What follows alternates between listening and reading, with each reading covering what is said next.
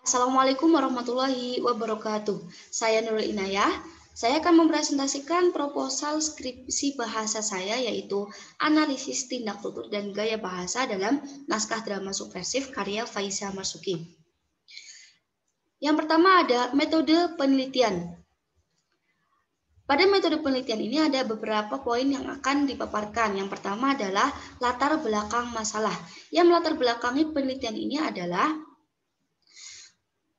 kajian atau analisis tindak tutur dan gaya bahasa dapat dilihat atau dapat dikaji dari sebuah naskah drama. Naskah drama ini merupakan suatu karya berupa karangan atau karya tulis dari seorang sastrawan ataupun penulis. Tindak tutur merupakan suatu tindakan seseorang dalam melakukan tuturan melalui kata-kata penutur kepada mitra tutur. Dalam tindak tutur ini tidak hanya terlihat dari komunikasi lisan, namun juga ada pada media tulis seperti naskah drama. Kemudian dalam suatu naskah drama ini pasti penulisnya menggunakan gaya bahasanya dalam menulis karyanya. Gaya bahasa ini biasanya tidak biasa dan unik. Nah, hal ini menjadi suatu perhatian tersendiri untuk dilakukannya penelitian mengenai gaya bahasa dalam naskah drama. Yang kedua adalah fokus penelitian. Fokus penelitian ini akan difokuskan bagaimana kajian atau analisis pragmatik berupa tindak tutur lokusi, ilokusi, perlokusi, tindak tutur langsung dan tidak langsung, tindak tutur literal dan tidak literal, serta gaya bahasa yang berdasarkan struktur kalimat dan gaya bahasa yang berdasarkan langsung tidaknya makna dalam suatu naskah drama. Selanjutnya ada manfaat penelitian atau manfaat penulisan. Dalam penelitian ini ada dua manfaat, yaitu secara teoritis dan secara praktis. Secara teoritis ada 3 poin. Yang pertama, penelitian ini diharapkan dapat memberikan pemahaman mengenai pragmatik khususnya pada tindak tutur dan gaya bahasa dalam naskah drama subversif karya Faiza Marzuki. Selain itu, penelitian ini juga diharapkan dapat memberikan kontribusi teoritis yang berguna sebagai pengembangan ilmu pengetahuan yang berhubungan dengan kajian bahasa pragmatik berupa tindak tutur dan gaya bahasa. Manfaat yang ketiga, penelitian ini sebagai bentuk pengungkapan penggunaan tindak tutur dan gaya bahasa dalam sebuah naskah drama. Manfaat yang kedua yaitu secara praktis.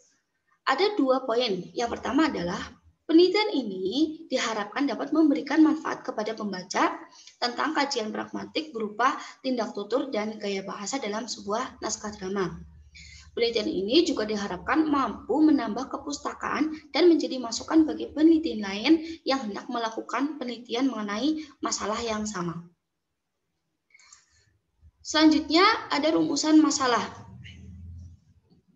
Ada 2 poin yang akan menjadi rumusan masalah di penelitian ini. Yang pertama, bagaimana tindak tutur yang terdapat dalam naskah drama subversif karya Faiza Marzuki, dan yang kedua, bagaimana gaya bahasa yang terdapat dalam naskah drama subversif karya Faiza Marzuki. Selanjutnya adalah tujuan penelitian. Tujuan penelitian ini mengacu pada 2 rumusan masalah di atas, yaitu yang pertama, mengetahui dan memahami tindak tutur yang terdapat dalam naskah drama subversif, serta mengetahui dan memahami gaya bahasa yang terdapat dalam naskah drama subversif. Selanjutnya adalah tinjauan pustaka. Pada tinjauan pustaka ini ada beberapa poin. Poin yang pertama adalah penelitian relevan. Penelitian relevan yang pertama adalah analisis tindak tutur dan gaya bahasa pada dialog-dialog naskah drama Republik Bagong karya N. Rina Terno oleh Ida Hamidah dan Yusuf Maulana Akbar.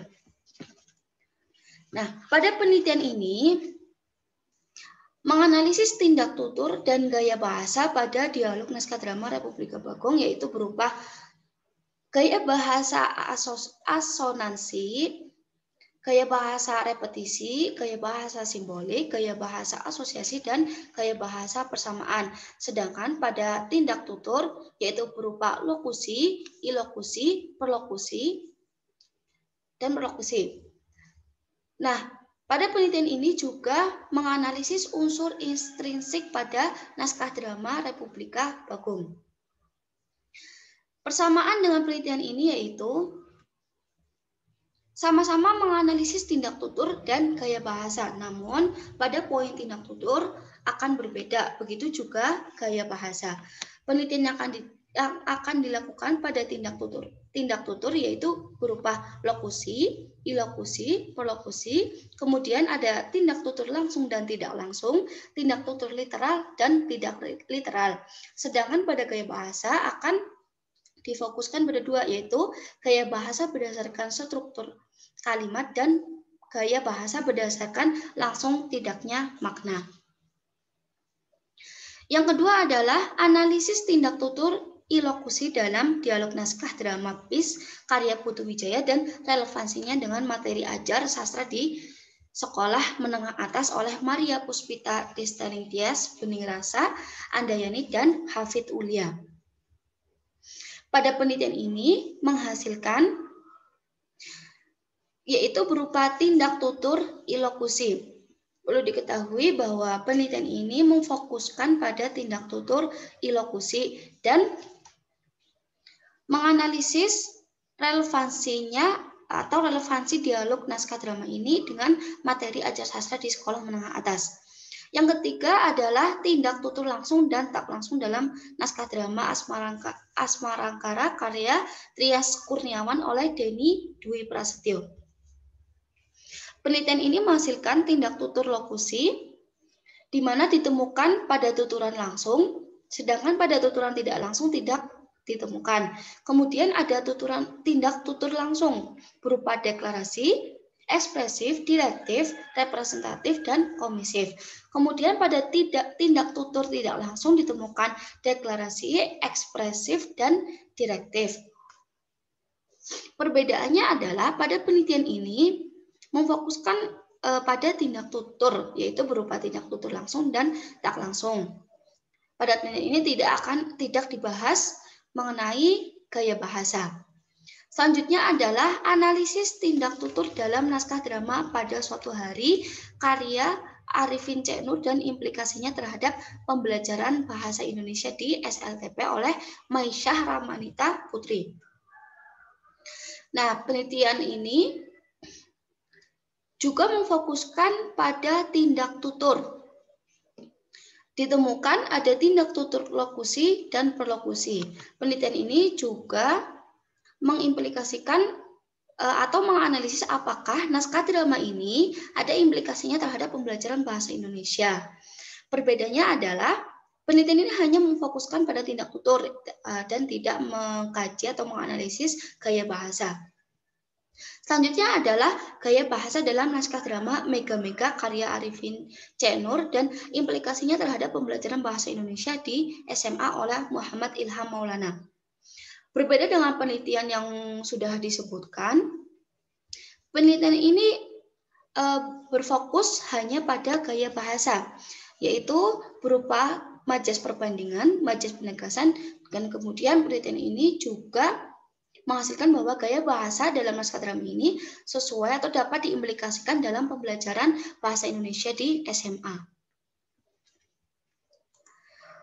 Kemudian pada tinjauan pustaka ada kajian teori. Kajian teori pada penelitian ini yaitu yang pertama adalah pragmatik. Pragmatik ini merupakan studi tentang makna yang disampaikan oleh penutur atau penulis dan ditafsirkan oleh pendengar atau pembaca. Nah, yang kedua, tindak tutur. Tindak tutur merupakan tindakan-tindakan yang ditampilkan melalui sebuah tuturan dalam sebuah tuturan. Ini merupakan pendapat menurut Yul. Jadi, tuturan itu merupakan suatu bentuk tindakan yang berbentuk situasi tutur, sehingga aktivitasnya disebut dengan tindak tutur. Kemudian selanjutnya adalah jenis tindak tutur. Dalam penelitian ini ada 5 jenis tindak tutur yang akan dibahas. Lokusi, ilokusi, perlokusi, tindak tutur langsung dan tidak langsung, serta tindak tutur literal dan juga tidak literal. Kemudian pada gaya bahasa ada 2, berdasarkan struktur kalimatnya, dan berdasarkan langsung tidaknya makna. Di mana di sini ada dua, yaitu gaya bahasa retoris dan gaya bahasa kiasan. Selanjutnya adalah naskah drama. Naskah drama merupakan sebuah wacana sastra berbentuk dialog yang dituliskan oleh seorang sastrawan dan dapat dipresentasikan berupa pertunjukan teater. Naskah drama ini mengacu pada kehidupan manusia sehari-hari di mana melibatkan konflik yang nyata. Selanjutnya, pada tinjauan pustaka ini ada kerangka berpikir. Hal pertama yang akan dilakukan adalah membaca dan memahami teks drama subversif, kemudian menganalisisnya, kemudian melakukan identifikasi masalah, kemudian menemukan dua teori yaitu tindak tutur dan gaya bahasa, di mana dalam tindak tutur ini akan dibahas 5 poin dan dalam gaya bahasa ini dibahas 2 poin. Setelah menemukan dua hal tersebut, kemudian peneliti melakukan identifikasi dan analisis, yaitu mengidentifikasi apakah ada 5 poin dari tindak tutur tersebut dan apakah ada 2 poin dari gaya bahasa dalam naskah drama subversif, kemudian melakukan analisis. Kemudian hingga akhirnya disimpulkan. Selanjutnya adalah metode penelitian. Jenis penelitian ini yaitu jenis penelitian kualitatif bersifat deskriptif.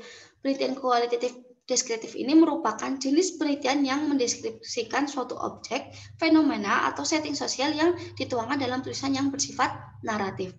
Yang kedua, subjek penelitian. Subjek penelitian ini yaitu naskah drama subversif karya Faiza Marzuki, di mana naskah drama ini merupakan adaptasi dari An Enemy of the People karya Henrik Ibsen.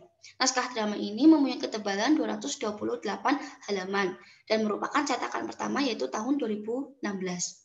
Kemudian objek penelitian.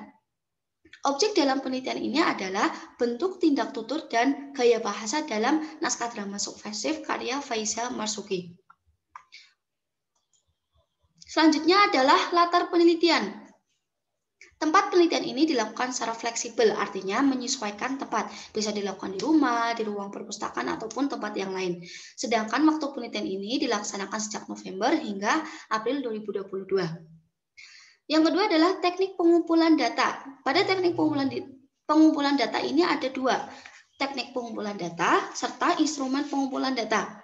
Teknik pengumpulan data ini dilakukan dengan teknik baca dan catat. Jadi peneliti membaca secara keseluruhan naskah drama subversif, kemudian mencatat bertujuan untuk menemukan poin-poin pada rumusan masalah. Teknik catat ini digunakan untuk mencatat poin-poin yang termasuk tindak tutur dan poin-poin yang termasuk analisis gaya bahasa. Selanjutnya adalah instrumen pengumpulan data. Pada instrumen pengumpulan data ini berupa alat tulis yang digunakan untuk mencatat dan mengelompokkan data sesuai dengan rumusan masalah yang sudah ada. Selanjutnya adalah teknik analisis data. Mohon maaf, teknik keabsahan data terlebih dahulu.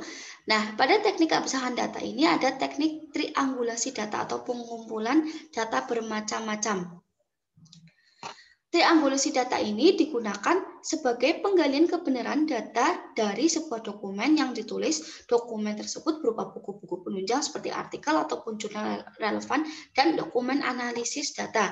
Selanjutnya, triangulasi teori ini digunakan sebagai pembanding antara teori yang satu dengan teori yang lainnya sebagai bahan dalam penguat argumen serta meningkatkan kedalaman pemahaman seorang peneliti dalam menggali pengetahuan atas hasil analisis yang diperoleh. Kemudian ada teknik analisis data.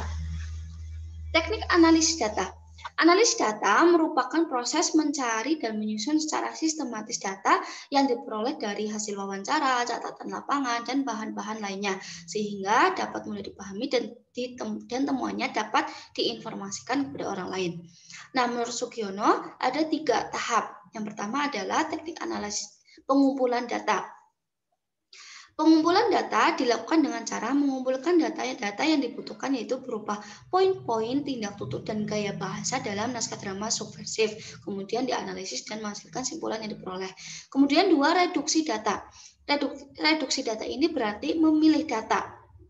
untuk dipilih mana yang penting untuk digunakan dan mana yang tidak penting untuk digunakan.